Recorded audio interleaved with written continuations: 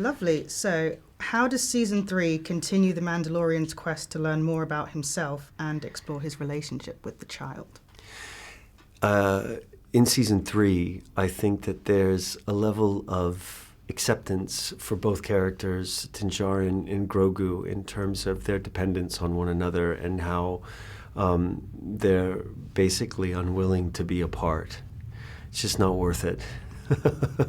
And therefore, without limitation, this parent and child relationship can almost begin, really, and without reluctance. So I love the idea of how rich that relationship is and how much that can be explored through humor, through drama, and also to sort of shift the dynamic of who is learning from who and who is protecting who. Perfect. And would you say the story is principally a story about self-discovery?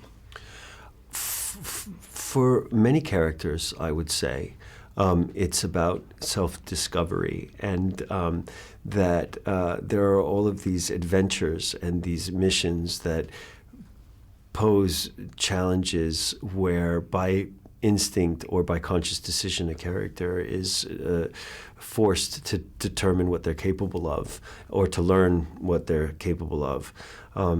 There isn't more of a kind of blank slate as Djarin in terms of losing his parents so young and being a foundling and identifying so strictly with a particular creed and culture, but not really understanding who he is or what he is capable of until he meets Grogu and starts to discover basically who he is through the love in that relationship. Perfect. And the teaser trailer suggests that the Mandalorian isn't alone and that there were or are more like him. Can you expand on that at all? Well, I hope I'm not in too much trouble because all day I've been talking about how many more Mandalorians people are going to get to meet in season 3.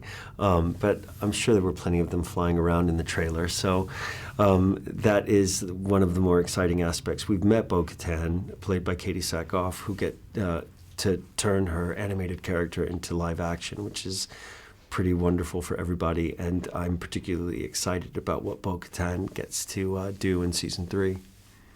Perfect. And just finally, how would you describe the difficult relationship between the Mandalorian and his people? And would you say he's still an outsider in this season? I think he broke the biggest rule in removing his helmet so that he could have a proper goodbye with Grogu, and it's fascinating how much he wants back in, and the question of whether or not he will be allowed to, because if he's not a Mandalorian, he doesn't know who he is. Perfect. Thank you so much. You're so welcome. Finished.